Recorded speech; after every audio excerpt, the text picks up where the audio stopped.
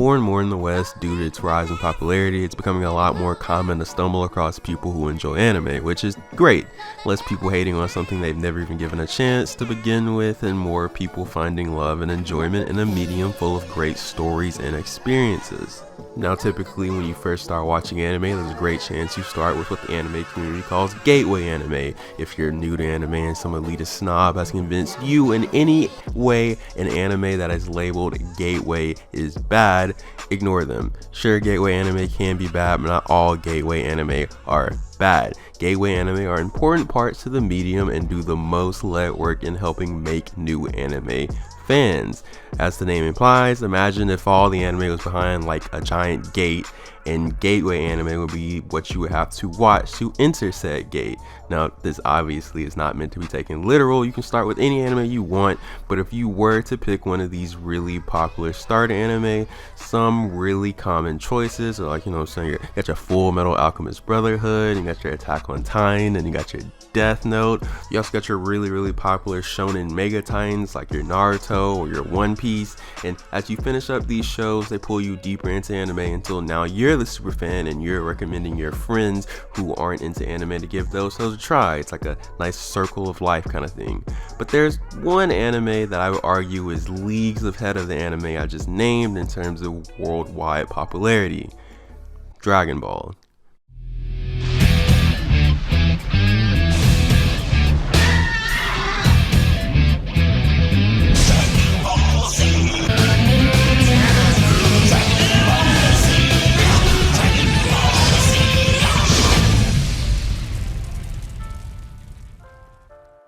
Dragon Ball is quite literally a staple of pop culture at this point, but I didn't name it, and when trying to get people into anime, I'd usually avoid mentioning it in all honesty, and it's not until recently I really thought about and came to terms with this because one of my close friends I've known for almost a decade at this point finally got into anime. So at the moment he's watching Naruto and was asking me what route he should take in terms of his next anime, and he said that his other friends who were into anime recommended Dragon Ball, to which he was like, yeah, no, the fights are too long. Now, I just want to make something clear, especially if you're watching this video and you are a newer anime fan, don't let anybody invalidate your reasoning for not liking a series. There's a very distinct difference between stating why you don't like something and trying to form a reason for thinking a work or art is truly bad. It's completely different. You can say that you don't like something and it'd be the most petty reason of all time. Just because you say you don't like something doesn't necessarily mean it's this objectively bad thing. So back on topic, he was like, the fights are too long. And I really thought about it, and I was like, I guess they're kind of long, but they're long for a reason. They're not just like padded runtime. That being said though, I was like, that's his choice, that's his decision, and I'm really not gonna push too hard, because if you say you don't like long fights in anime, then Dragon Ball probably ain't for you, regardless of the reason they are that long. With all that being said though, this is not a video where I'm going to analyze or try to justify or critique the fight length in Dragon Ball, because that's dumb. I want to look at a broader scale approach as to why maybe a newer anime fan wouldn't enjoy Dragon Ball. So I guess like the fight length thing can fall into one of the three umbrellas that I'm going to present, but we're not really going to get too specific on things like that. So a creator could only dream of having their property reach the crazy amount of success that the Dragon Ball franchise has. There's the obvious domination of the manga and anime industry, but also you got your movies and you got your video games and even music to a certain extent. If you go to Bruce Faulkner's official Spotify account, he has like the official Dragon Ball soundtrack and score music, and he has well over millions of streams on those songs. So yeah, Dragon Ball is kind of a mega entertainment giant. And that's just not even thinking about also the vast callbacks and references to Dragon Ball that exist in other mediums. Now, there are always going to be people who downplay success and try to pretend like it was luck or good timing, but you don't reach the heights that Dragon Ball has with luck or just good timing. But if all of this is true, why does this video exist? Why am I making the claim that the new modern day anime fan doesn't like Dragon Ball?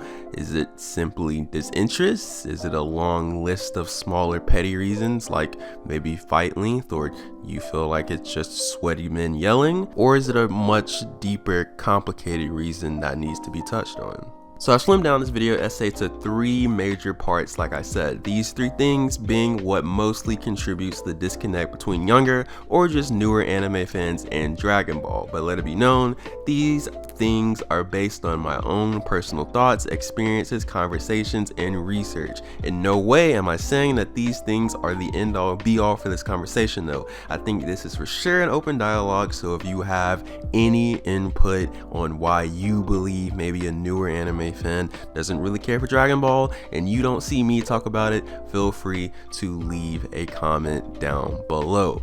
And I mean, if you take the time out to do that, I mean, you might as well just leave a little like and go ahead and subscribe. I mean, you're already down there, bro.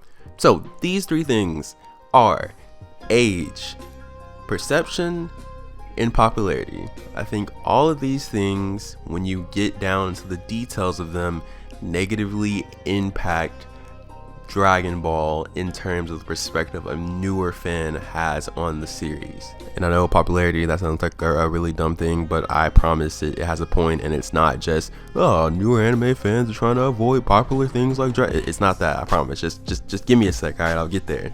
So first I want to dive into age. Being relative for as long as Dragon Ball has is hard.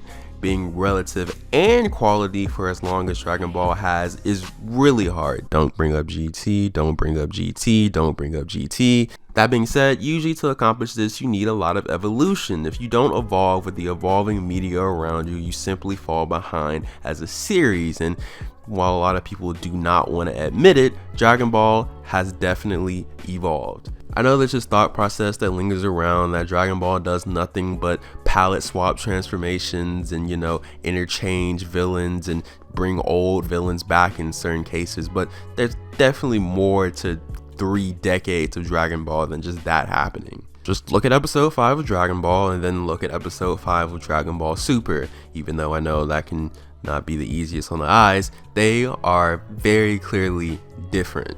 And not just different in terms of upping the scale. I'm starting to see that a lot of people haven't seen the OG Dragon Ball, and a lot of people started with Dragon Ball Z. I don't say that as like looking down on people, because I was definitely a kid who started with Dragon Ball Z, not Dragon Ball. But like the early runnings of Dragon Ball is more so of like a monkey boy. That's not racist. Don't call me racist. I'm black. Shut up. A monkey boy and, like, you know, his friends adventuring and like goofing off and stuff, and it doesn't really become like this super intense martial arts anime until like sort of halfway through. And I don't think a lot of people know that, because again, a lot of people haven't seen Dragon Ball. But yeah, to originally be that, and now we have like multi-universes and we have planetary travel. Dragon Ball's different.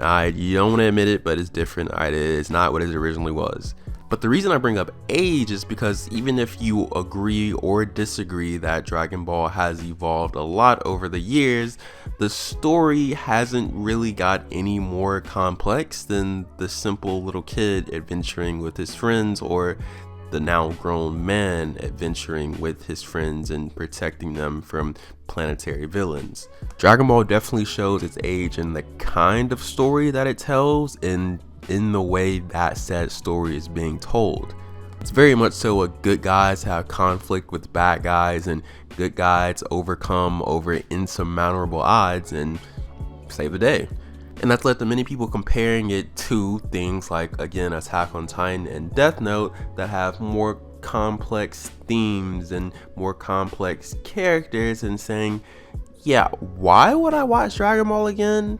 But this definitely needs context. See, the original run of Dragon Ball in Weekly Shonen Jump was in the 80s, and manga and anime in the 80s was very, very different than what it is now, especially shonen manga. For even more context, some of the series that ran next to Dragon Ball and Weekly Shonen Jump were Fist of the North Star and Saint Seiya and JoJo's Bizarre Adventure and Rurouni Kenshin. And if you've seen some of these series, you pretty much can see how the overlap is coming of more good guys, usually good big buff guys, beating bad guys, and that's usually as far as the story really goes.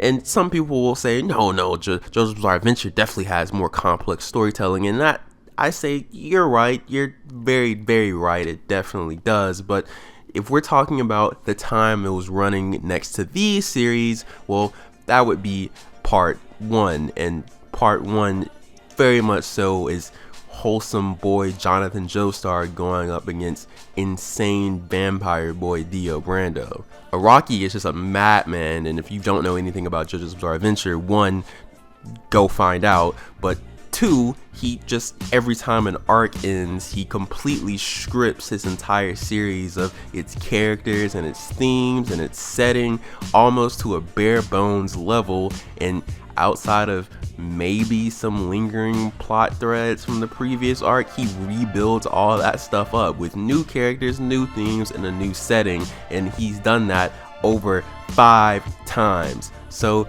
JoJo's Bizarre Adventure is kind of like, you know, a more interesting case, and it's definitely more of an exception, not a rule.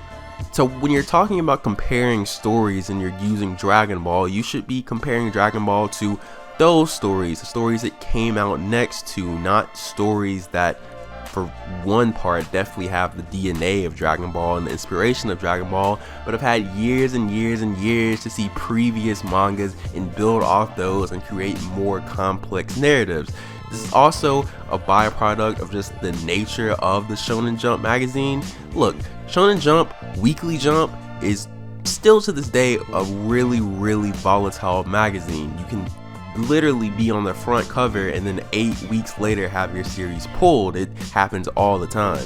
So a lot of these series just ended up honing in on what made them good, doubled down on it, and usually what made them good was that nice good guy versus bad guy approach. But that all out the way, that's not the only layer to age. I also think the age of the animation is something that probably turns newer anime fans off. The original run of Dragon Ball Z definitely is starting to show its age as the years go by more and more. But there's an alternative option. You can always watch Dragon Ball Z Kai.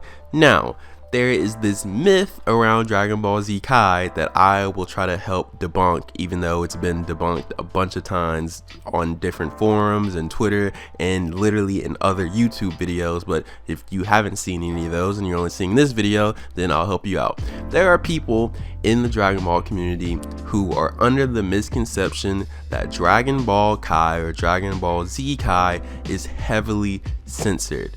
That is not true at all. And a lot of people who believe this, if they haven't been told it, it's usually through their own experience. So I don't really hold anyone in too much contempt if they think this, but it kind of sucks that they believe it because they tell newer people who are trying to get into Dragon Ball, don't watch Kai, it's censored. And then those newer fans were like, oh, I don't want to watch the original Dragon Ball Z because the animation is busted, so they just don't give Dragon Ball a try at all. The reason there are a bunch of people who believe this is because when Dragon Ball Kai, which, by the way, if you don't know what Dragon Ball Kai is essentially just like a remaster of Dragon Ball Z, because they were well aware that the animation from the original Dragon Ball Z is starting to show its age, so they're like, hey, we'll remaster it and tune it up, and that's what they did. Dragon Ball Kai is a remaster of the original Dragon Ball Z. But when it got to the West, the company that got the airing rights to Dragon Ball was Nickelodeon. Now, side tangent, there's a rumor I kind of want to get into, and I know that's like a weird thing. I'm debunking a myth with another potential myth. But you guys remember when there was like Nick Jr. and Nickelodeon and Nicktoons, and the original idea was that Nick Jr. was going to be like for kids, like 7 and under, and then Nickelodeon was going to be like that happy medium that all Nick fans can really come and enjoy, and Nicktoons would be like a little bit more quote unquote mature, but I don't really want to use that word because that's like a broad spectrum, and really what they meant by mature on Nicktoons is just like the action shows like Teenage Mutant Ninja Turtles would be on Nicktoons. So they're building up the lineup for Nicktoons, and then, you know, Dragon Ball Kai comes out, and apparently the rumor is, I don't know how true or false this is, so take this with a grain of salt, that they were like, hey, Dragon Ball's really popular, we should get that on Nicktoons. And it was just a bunch of like, I don't really want to phrase it this way, but I am anyway. It was just like a bunch of like old white men in suits, and they just knew that Dragon Ball was popular, but none of them really knew what Dragon Ball was. So the rumor is that they got it, and then they watched it, and they were like, this is way more violent than anything we had planned to put on Nicktoons. And they spent a lot of money to get the airing rights, so they weren't just gonna like not air it and have whatever amount of money they spent go to waste. So they're like, hey, we'll just like heavily censor it and it'll be fine, and we can put it on a network, and it'll be great. And growing up, a lot of kids saw Dragon Ball Kai or Dragon Ball Z Kai. I can never really remember what it is. I'm pretty sure it's Dragon Ball Kai in Japan, and I think it's Dragon Ball Z Kai in the West, so we didn't get confused. I don't know. And so they were like, yeah, we'll just censor it, and a lot of kids ended up watching Dragon Ball Z Kai growing up, and were like, yeah, there's no blood, and there are like a lot of violent scenes in Dragon Ball that are like heavily censored and heavily redid. It's getting kind of goofy, and there's no swearing, like what's going on? So a lot of kids grew up under the impression that this wasn't Nick's doing, it was just Dragon Ball Z Kai as a whole, like that anime was just censored. But no, it was Nick who came and did this on the back end, and we find this out later because if you get Blu-ray DVDs of the Dragon Ball Z Kai sets or whatever, you can clearly see that like blood exists in Dragon Ball Z Kai and swearing. And we also find this out later because as streaming blew up more and more, and we were able to look at the original Japanese airing of Dragon Ball Kai, you can clearly see that there was definitely blood and stuff like that. So if you've ever been told that Dragon Ball Kai is heavily censored, or if you remember it being heavily censored, that was a Nick thing. It's not a Dragon Ball Kai thing. Dragon Ball Kai is not censored in any way whatsoever. That was completely Nick getting a hold of a property and not really knowing what the property was and not wanting their boofu dollars to go to waste. So yeah, kind of crazy how this one funny story led to like millions and millions of people having this wrong perception of Dragon Ball Z Kai. Speaking of perception, you guys like that? You guys like that transition? Yeah, I know, I do this, bro. The perception of Dragon Ball. All right, the perception of Dragon Ball to someone who has never seen it before is bad. And I don't mean that they think the show is bad. I mean that like the general perception from someone who doesn't really know what Dragon Ball is that it's just guys fighting and yelling, and like, yeah, that's definitely a part of Dragon Ball, but to the opinion of me and many other people, that's not like the best part about Dragon Ball. So if you think that's all that Dragon Ball has, which again, that is the perception of a lot of people, it makes sense why you wouldn't want to watch it. You can just go watch this year's summer blockbuster lineup and watch Vin Diesel protect his family in Fast and the Furious 27 and get the same enjoyment out of it, because after all, Dragon Ball is just mindless action, right? And you can find mindless action anywhere. But no, that's not true. Dragon Ball is not just mindless action. Now, I know this may seem counterintuitive after I just made the point about Dragon Ball showing its age as a story and being a simple story in terms of good versus evil, but in my personal opinion, the story beats and the heights of the story beats definitely come from telling the story of characters, not the A to B moments in the overall plot. The evolution of characters like Goku, Vegeta, Gohan, Piccolo, Trunks, Krillin, the list goes on, that's the height of Dragon Ball storytelling. Not being like, ooh, I wonder if they're gonna beat the villain. Sure, as a kid, I'm sure the allure of knowing if your group of protagonists is gonna win definitely drew you in, but as an adult, especially, and not even as an adult, to be honest, as like a teenager at like 14 or 15, you know the good guys are gonna win. But you can still stay enthralled in the story by seeing Vegeta turn from a insane murdery psychopath to a nice family man. Seeing Gohan grow up and flourish, seeing Krillin stop being a little shiesty kid and actually be a stand-up adult and a grown man who, even though he's not the strongest, has a very, very honorable aura. But the tough part about perception is, if you only perceive Dragon Ball to be one way, and the easiest way for those perceptions to be disproven is by watching the show, but the perceptions you already have are the reasons you aren't watching the show, it kind of just puts the series in this weird lose-lose situation that it can't get out of. What probably only ends up being your biggest motivation to watch the series is how popular it is, because you're like, if this many people enjoy the show, maybe there's something to it. But with the popularity also comes some pretty tough and unfortunate negatives.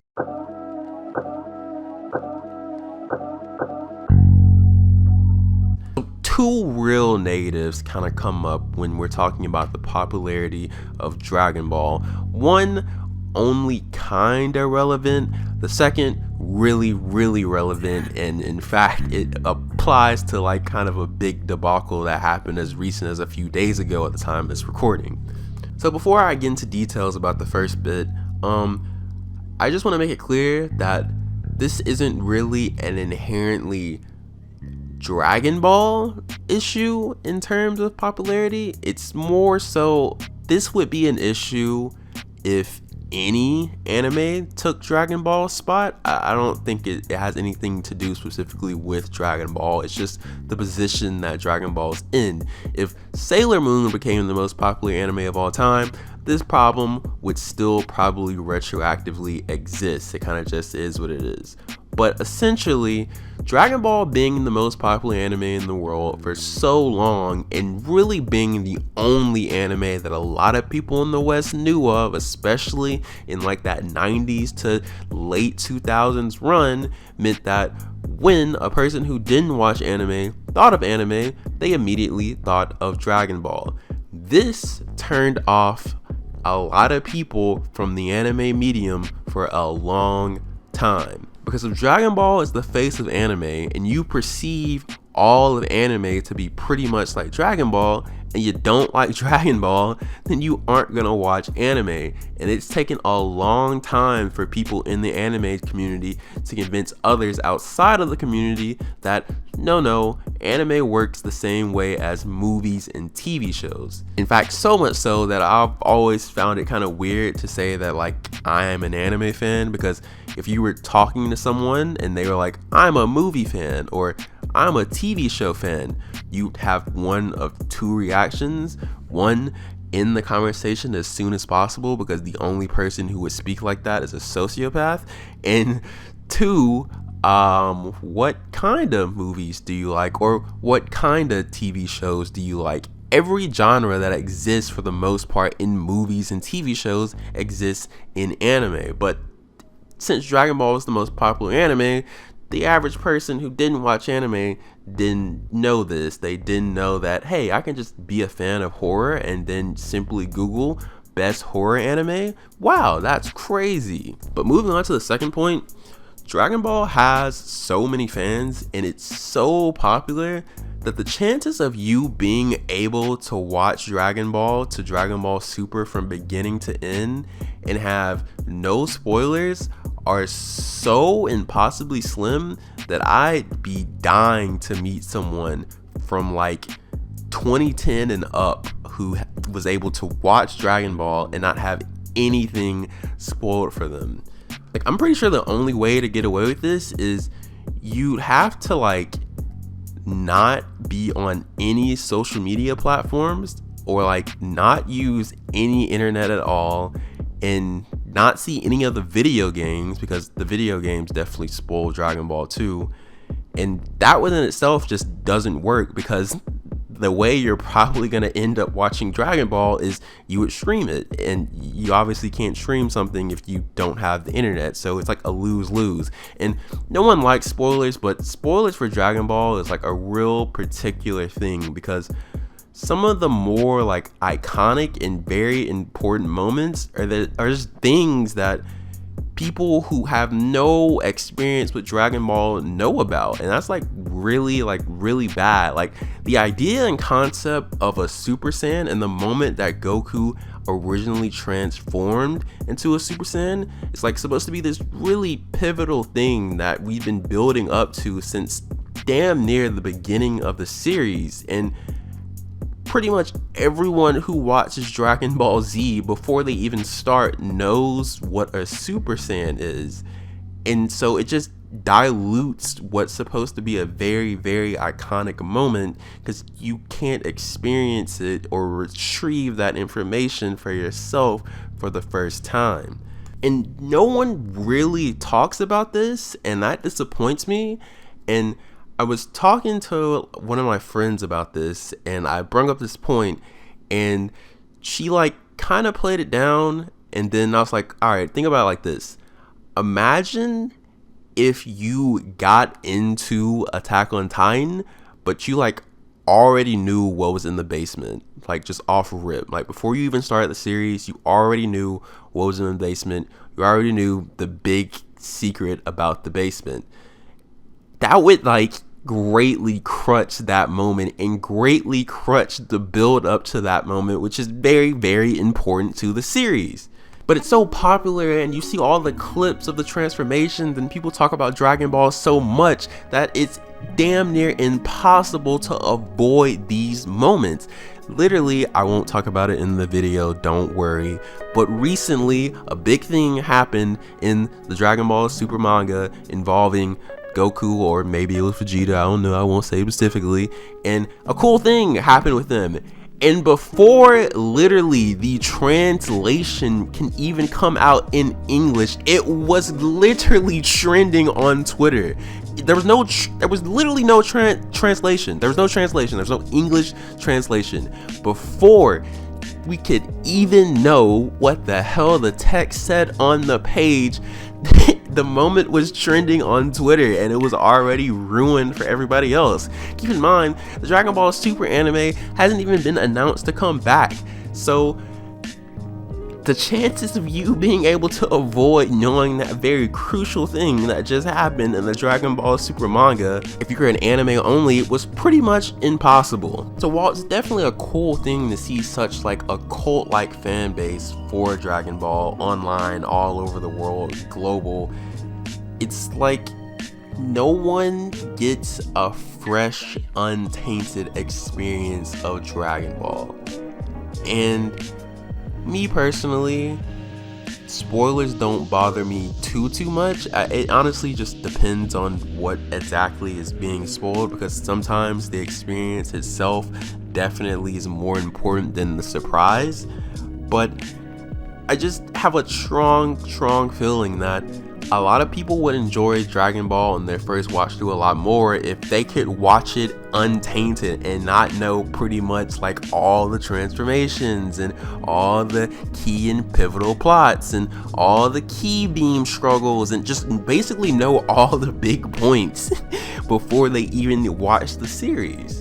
And it just sucks, it just blows. All these things suck. The age, the perception, the popularity of Dragon Ball, all the negative things that come with those points, it all sucks. But if I had to give my own personal advice on Dragon Ball, if you're new to anime and you're thinking about watching Dragon Ball and you happen to see this video, honestly, my advice is pretty simple. I do think all those things matter, and I do think all those things can hinder the Dragon Ball experience. That being said though, just give it a try. Because even with everything I just said in this video, it's not like no new Dragon Ball fans are hopping along in this ship. There are definitely people who experienced all the things I talked about in this video, and they still end up becoming fans of the series, and that's ultimately only because of one thing. They ignored all that stuff and gave the series a shot, and they enjoyed it. And you can sit back and use all these points to stop you from watching the series and listen to what people tell you about the series, but in reality, you should probably just give it a shot. And I'm not saying you should force yourself to watch Dragon Ball or any anime, to be honest, because if you force yourself to watch something that you don't really want to watch, you just end up growing resentment for that said series, and it just does the opposite effect, and it makes you become a hater. So I'm not saying force yourself to watch it, but just go in with an open mindset and give it a try. Dragon Ball, Dragon Ball Z, Dragon Ball Super, they don't have all the fame and acclaim that they've got for no reason.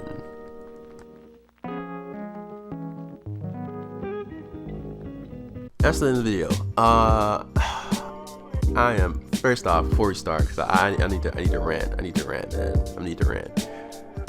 If you enjoyed the video, I make videos of this quality or better all the time. You want to subscribe, yada yada yada, all that stuff. Oh my god, I'm so frustrated. I have no idea when I'm gonna get this video out. Very annoyed with life things. Dude, somebody hacked my email on some, like, not the email for like this channel, like my personal email, on some weirdo stuff, and it's killing me. And they like made a bunch of accounts for like different services and apps and stuff, and oh my god. And it had like that email had like my banking e-statements to that, and it's an email I've had since I was like literally a little kid. It's just, oh my god, it's so bad. So I had to delete my Google account, which is like, it's not as straightforward as you think, I guess, because no one really has to delete Google accounts. But what really blows about all this is that Google doesn't instantly delete your account. I don't know if it's because there's like so much data stored in Google accounts or whatever, but like it takes like 30 days to fully like delete and completely get like a Google account off like Google servers or whatever, or completely erase and get rid of all the data. So like my Google account and like some of the information in said account is like kind of in limbo, and I'm very stressed about it. I'm very stressed about it, very annoyed. But honestly, this little experience has made me realize how much I truly enjoy making videos, because I wake up and I'm pissed, and I go to sleep and I'm pissed. But when I don't have to do any work and when I have free time, it really feels good just to turn on some YouTube or turn on some anime and write a script and then record and edit. Like, all that truly brings me peace. So if you watch one of these videos, if you watch any of my videos, I very much so appreciate you. Very much. You're contributing to me keeping my sanity right now. So thank you for that. I'm leaving. Also, you the real MVP if you just listen to that rant. But yeah, I'm leaving.